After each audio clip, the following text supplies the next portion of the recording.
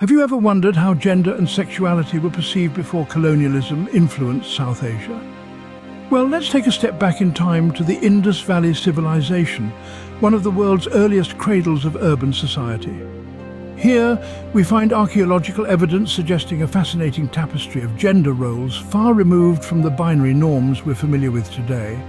Pottery, figurines and architectural designs each tell a silent story, hinting at the existence of multiple gender roles.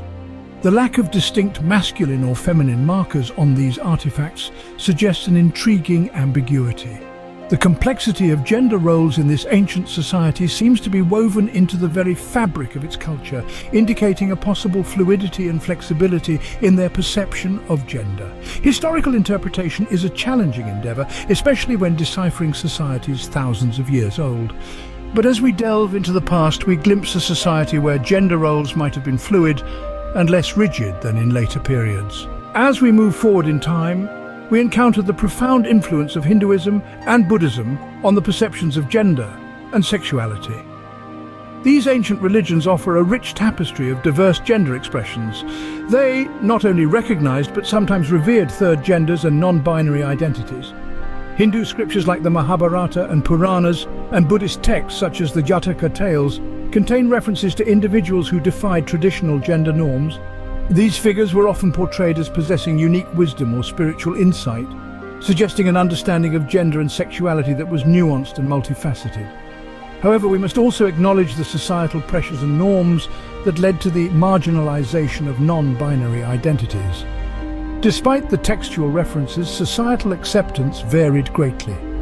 Many societies enforced rigid norms, pushing those who didn't conform to the margins. The often contradictory portrayal of third genders and non-binary identities in religious texts mirrors this dichotomy. For instance, while some texts portrayed third genders as divine or possessing extraordinary wisdom, others depicted them as cursed or as comic figures. This inconsistency points to a broader societal struggle to reconcile religious teachings with prevailing cultural norms. Therefore, our understanding of gender and sexuality in Hindu and Buddhist societies is complex.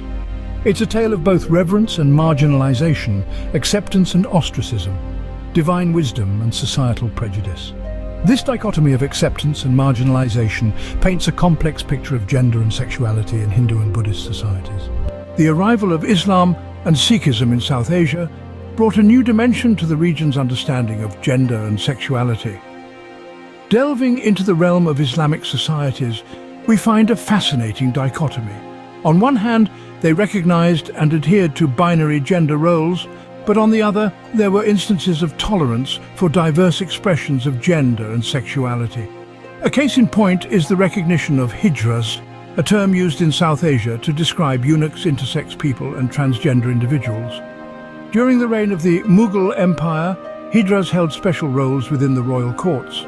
They were often entrusted with responsibilities like guarding the harems, a task given due to the belief that they posed no threat to the royal women. This recognition, though limited and riddled with its own set of stereotypes, was a step away from the standard binary roles, offering a glimpse into the nuanced understanding of gender and sexuality within the Islamic framework. Now let's shift our focus to Sikhism, a religion that emerged in the 15th century in the region of Punjab. The cornerstone of Sikhism is the belief in equality among all individuals, regardless of their caste, creed or gender. This principle potentially fostered an inclusive environment. However, it's important to note that Sikh scriptures do not explicitly address LGBTQ identities. The emphasis is more on spiritual equality rather than on the legitimization of diverse sexual identities. The absence of explicit references to LGBTQ identities does not imply rejection, but rather a potential for inclusivity within the Sikh community. The Sikh notion of Ik Onkar, meaning one God, underscores the belief that we are all one, interconnected and equal in the eyes of the divine.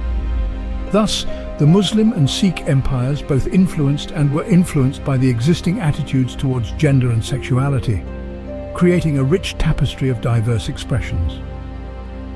The acceptance or marginalization of LGBTQ individuals in these empires was not a monolithic concept but was shaped by religious teachings, cultural norms and political factors.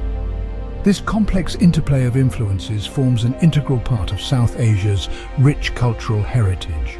As we traverse through the annals of South Asia's history, we encounter a myriad of attitudes towards gender and sexuality. The rich tapestry of pre-colonial South Asia reveals a complex interplay of religion, culture and politics.